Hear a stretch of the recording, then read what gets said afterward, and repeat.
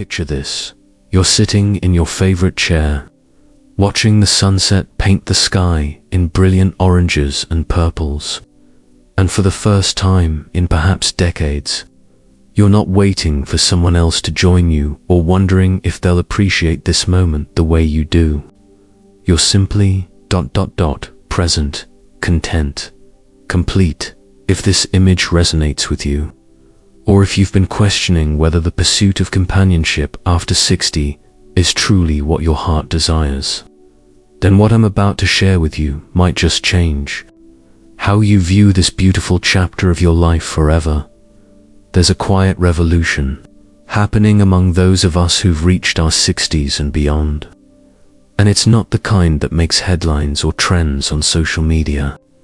It's the gentle awakening to a profound truth that our culture rarely talks about openly. That being single after 60 isn't just acceptable, it can actually be the most fulfilling, liberating, and authentic way to live the years that many consider to be our golden ones.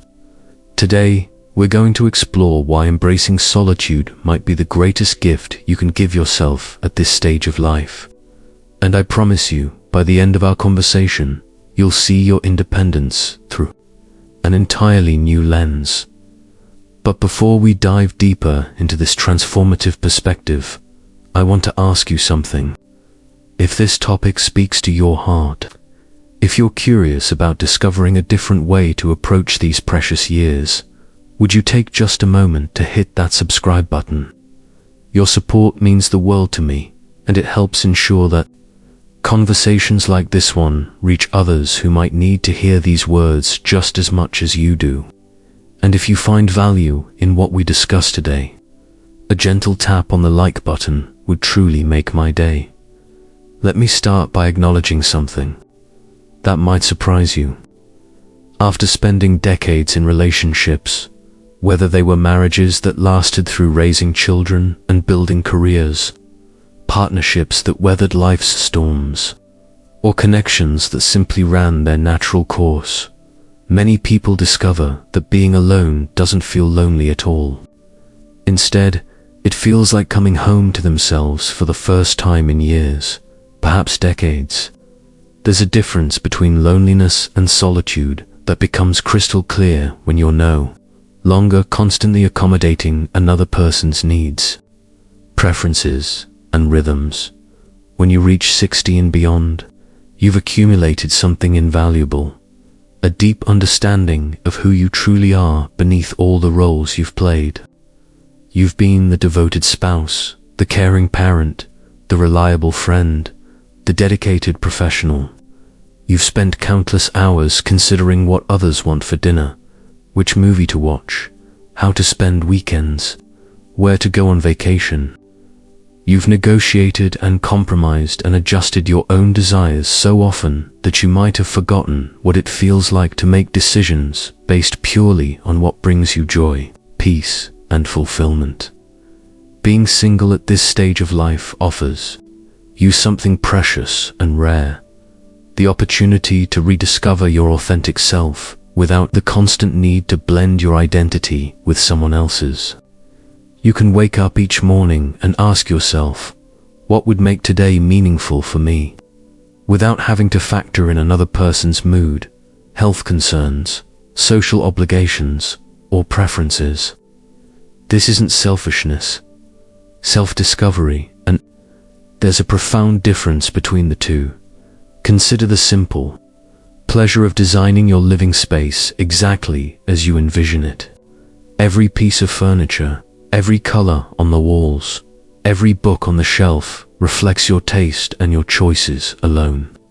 You don't have to negotiate over whether the television should be in the bedroom or defend your collection of vintage novels that someone else might consider clutter. Your home becomes a true sanctuary, a physical manifestation of your inner world. And there's something deeply satisfying about being surrounded by things that genuinely reflect who you are. The freedom extends far beyond your living space, though. When you're single after 60, your time becomes entirely your own to structure and enjoy. If you're a morning person who loves to watch the sunrise with a cup of coffee in complete silence, you can do that every single day without worrying about disturbing a partner or feeling guilty about not being social. If you prefer to stay up late reading or working on a creative project, you don't have to tiptoe around someone else's sleep schedule. Your natural rhythms, the ones that have probably been suppressed or modified for years to accommodate others, can finally be honored and celebrated.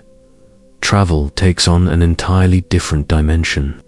When you're making all the decisions yourself, you can spend 3 hours in a museum because a particular exhibit captivates you, or leave after 15 minutes. If it doesn't speak to you, without having to consider anyone else's interest level or energy, you can book that trip to Tuscany you've dreamed about, or decide to explore the national parks, or visit that small town you've always been curious about, all without the complex negotiations that come with coordinating another person's vacation.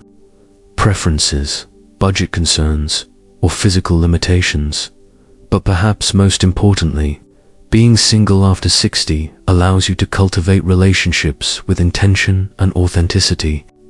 When you're not investing all your emotional energy into maintaining a primary romantic partnership, you have more bandwidth for the friendships and family connections that truly nourish your soul. You can be fully present with your adult children, offering them wisdom and support without the complicated dynamics that sometimes arise when they have to navigate relationship with both you and your partner. You can deepen friendships with other single friends or married friends who appreciate your availability and undivided attention. There's also something liberating about not having to manage another person's health concerns, emotional needs, or daily challenges alongside your own. As we age, health becomes an increasingly important factor in our daily lives, and being able to focus entirely on your own well-being, your exercise routine, your medical appointments, your dietary needs, your stress management can actually contribute to better health outcomes. You don't have to worry about being a caregiver while also needing care yourself, or feeling guilty about your own needs when someone else's seem more pressing. Now, I want to pause here for just a moment and acknowledge that if you're finding value in this perspective, if these ideas are resonating with you or challenging you to think differently about this stage of life, I would be so grateful if you'd take a moment to like this video. Your engagement helps me understand what topics matter most to you, and it helps others discover these conversations too. And if you haven't subscribed yet, please consider joining our community of thoughtful viewers who are navigating these important life questions together. Let's talk about something that might feel vulnerable but is incredibly important: the topic of intimacy and companionship. There's a common assumption that being single means being lonely, or that physical and emotional intimacy can only be found within a committed romantic relationship. But the truth is, intimacy comes in many forms, and some of the most profound connections we can experience don't require the complex negotiations and compromises that come with romantic partnerships. You can have deeply intimate friendships where you share your thoughts, fears, dreams, and daily experiences with people who truly understand and appreciate you. You can have meaningful connections with neighbors, fellow volunteers, members of your faith community, or people who share your hobbies and interests. These relationships often provide the emotional support and companionship that we seek, without the potential complications of romantic entanglements that might not align with where you are in life. Right now, physical affection doesn't disappear.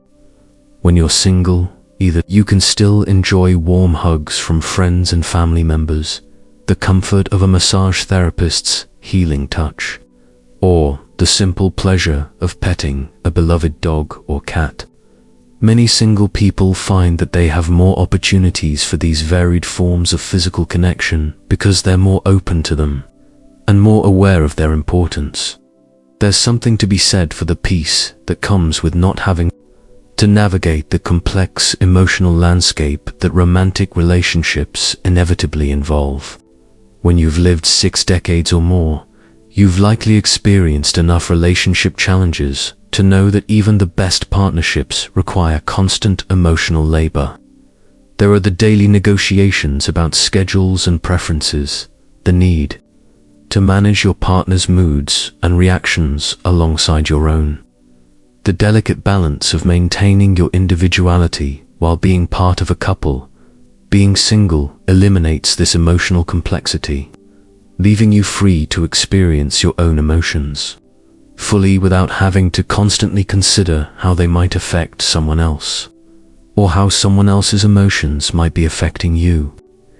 You can have a bad day without worrying about bringing someone else down.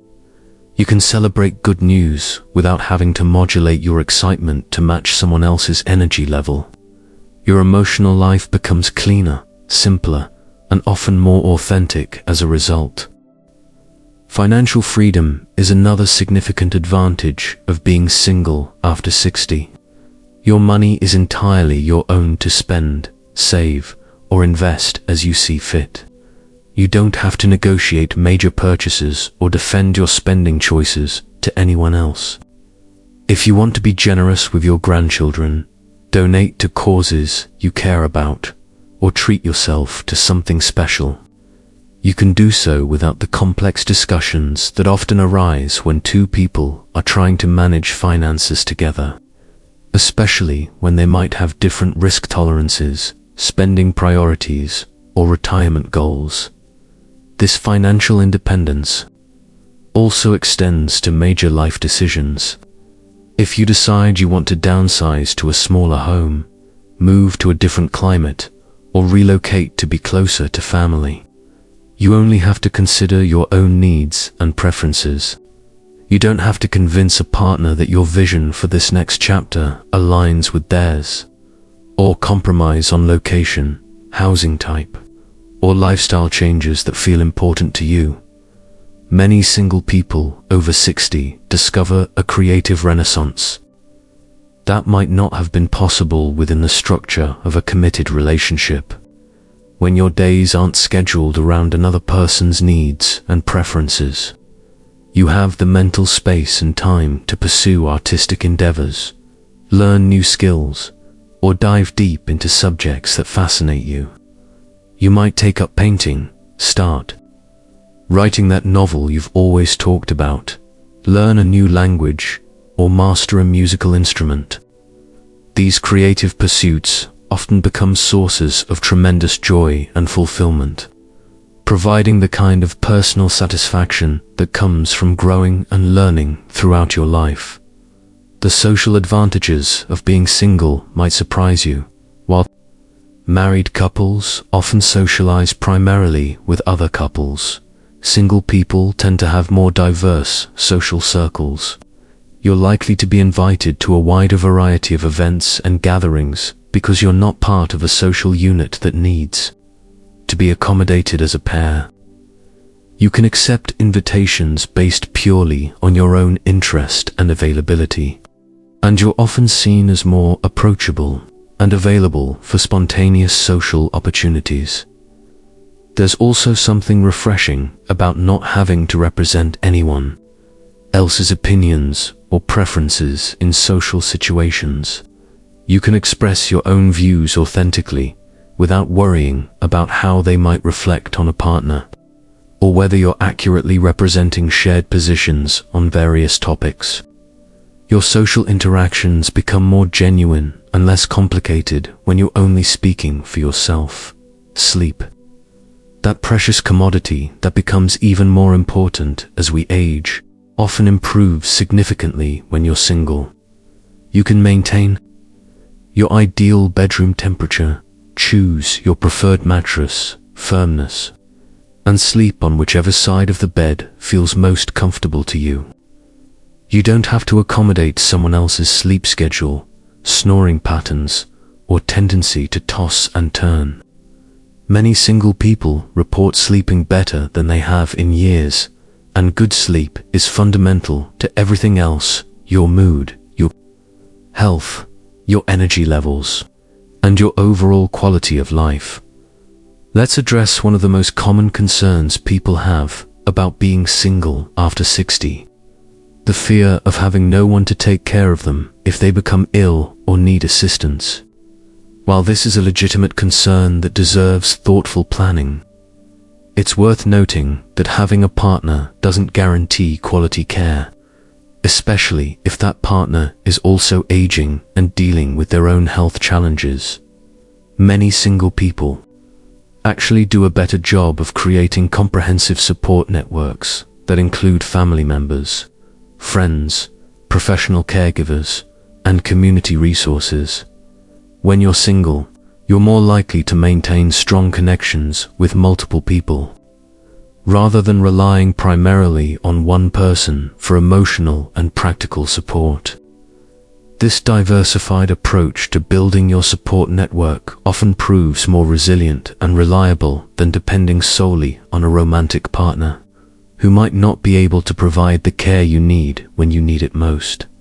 Here's something beautiful that many single people over 60 discover.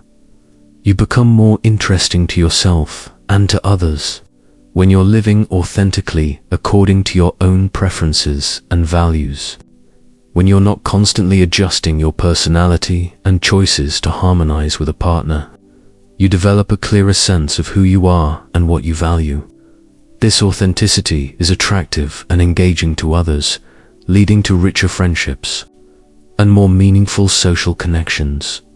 You might find that you're more curious about the world, more willing to try new things, and more open to experiences that challenge and grow you. When you don't have to consider whether a partner will be interested in or supportive of your new endeavors, you're more likely to take risks and explore opportunities that genuinely excite you.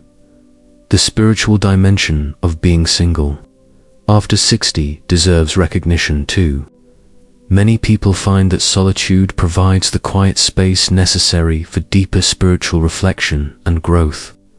Whether your spirituality is expressed through traditional religious practice, meditation, time in nature, or personal philosophy, being single often allows for a more focused and uninterrupted exploration of meaning and purpose in your life. You can attend religious services, spiritual retreats, or meditation groups without having to coordinate with someone else's spiritual journey or beliefs. You can spend time in contemplation and prayer without interruption, and you can make choices about how to express your faith or spirituality based purely on what feels authentic and meaningful to you. As we near the end of our conversation today, I want to leave you with this thought. Choosing to be single after 60 isn't about giving up on love or connection.